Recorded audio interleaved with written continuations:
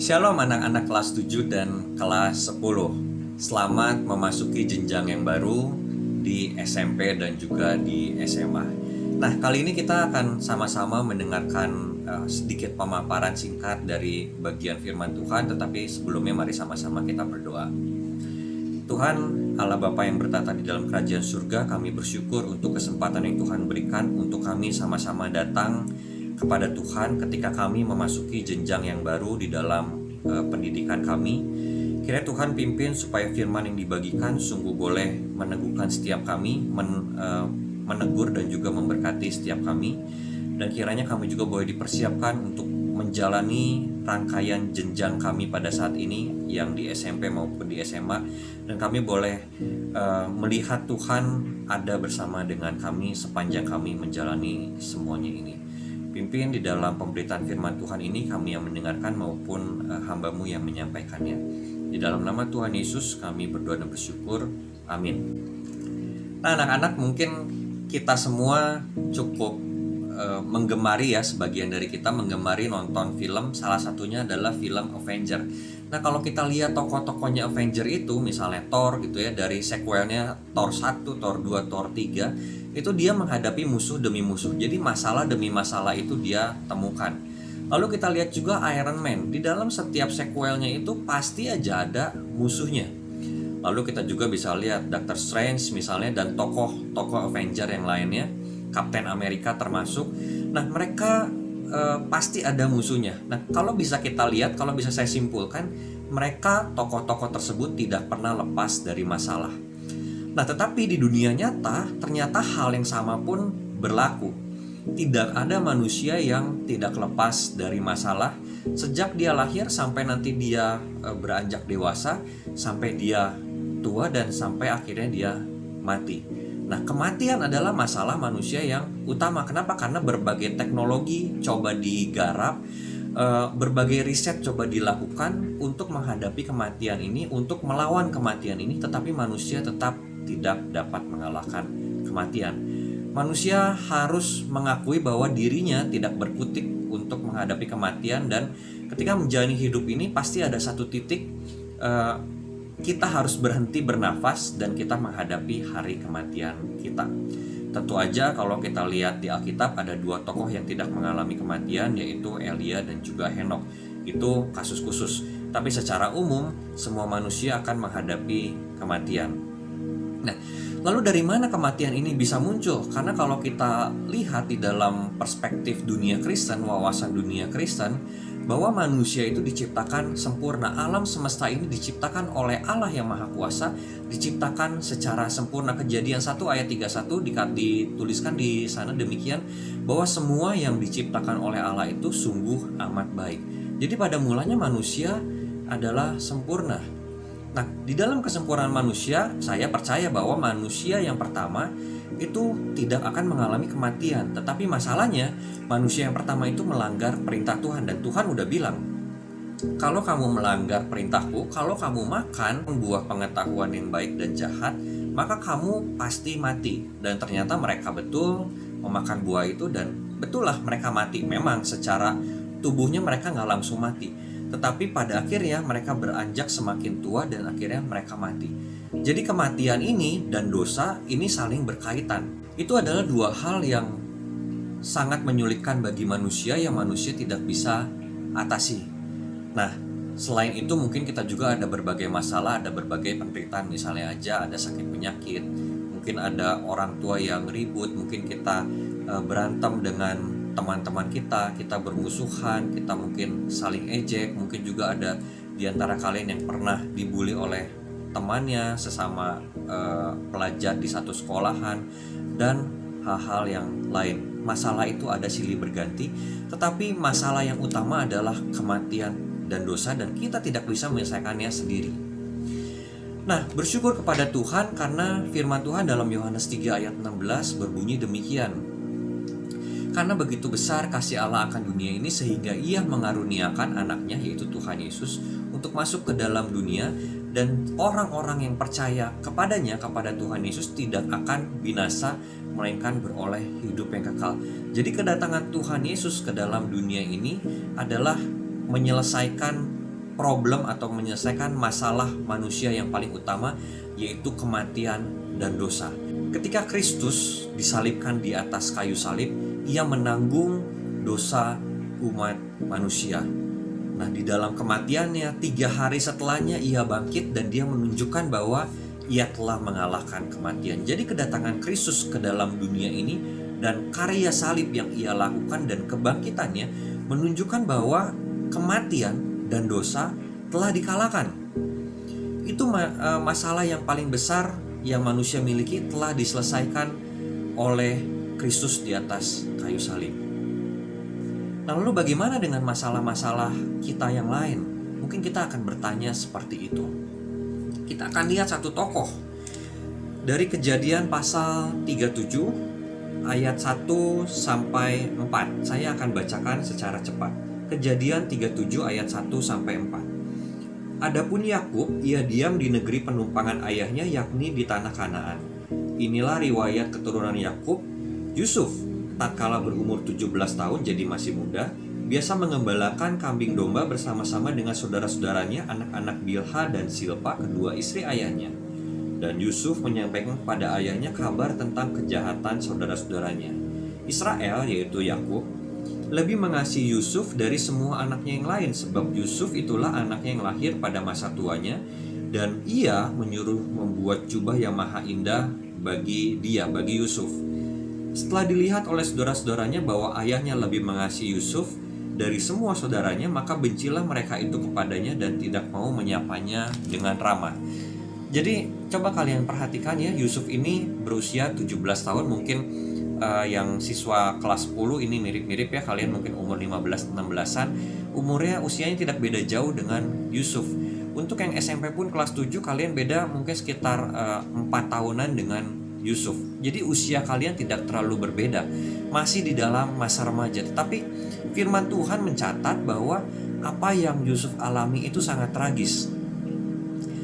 Dari ayat yang tadi saya bacain, apakah Yusuf meminta kepada Yakub untuk dibuatkan jubah yang indah? Enggak, itu inisiatif Yakub. Yakub yang memang pilih kasih. Nah, yang kena imbasnya siapa? Yang kena imbasnya itu Yusuf. Yusuf jadi dibenci oleh saudara-saudaranya. Nah, nanti juga Yusuf ini mungkin orang yang cukup jujur, yang sangat polos. Jadi ketika dia mimpi apa, dia ceritain ke orang tuanya, dia ceritain ke kakak-kakaknya, dan mimpi-mimpi yang dia ceritain itu membuat saudara-saudaranya itu jadi semakin membenci dia.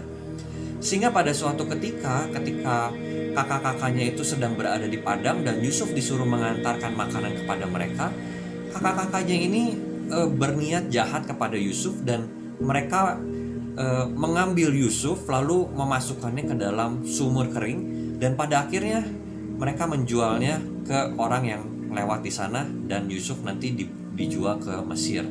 Nah, itu tidak seberapa dibandingkan dengan niat awal dari kakak-kakaknya itu.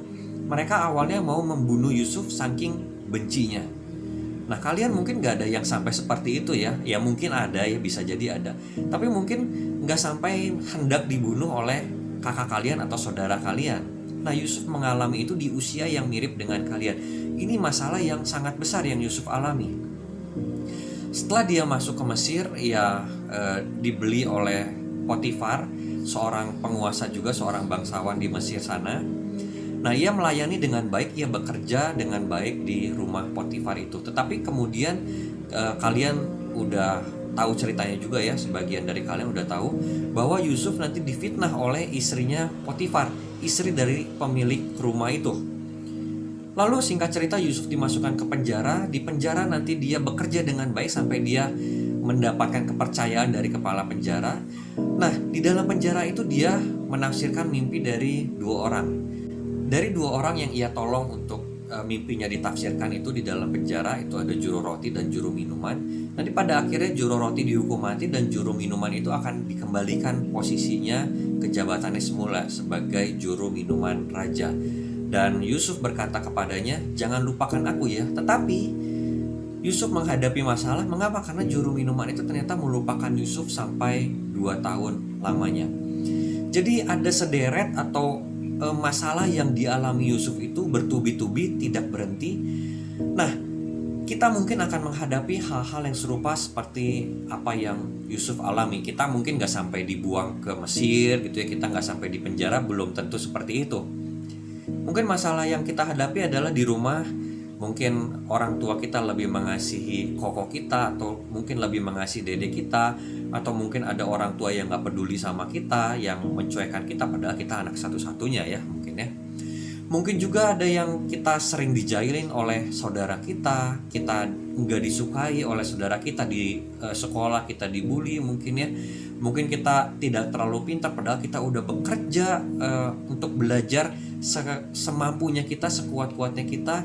Nah tapi kita masih aja mendapat nilai yang kurang baik, kita diejek. Mungkin guru juga ada yang melabelkan, semoga guru di Bina Bakti nggak ada ya. Nah mungkin ada berbagai masalah yang muncul di dalam kehidupan kita. Lalu kita mungkin bertanya, Tuhan kenapa aku harus mengalami semuanya ini? Ada pergumulan kita, ada mungkin kesedihan di dalam hati kita masing-masing ketika kita menghadapi masalah demi masalah.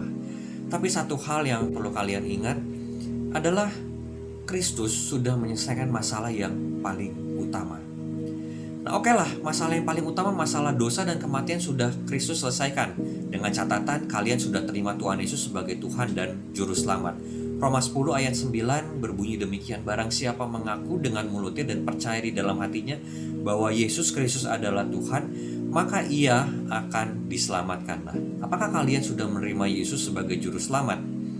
Kalau kalian udah menerima Yesus sebagai Juru Selamat, maka problem utama kalian, masalah utama kalian sebagai manusia sebetulnya itu sudah teratasi. Lalu bagaimana dengan masalah lain di dalam kehidupan ini, di rumah kalian, atau di sekolah, atau di dalam pergaulan dengan teman-teman kalian?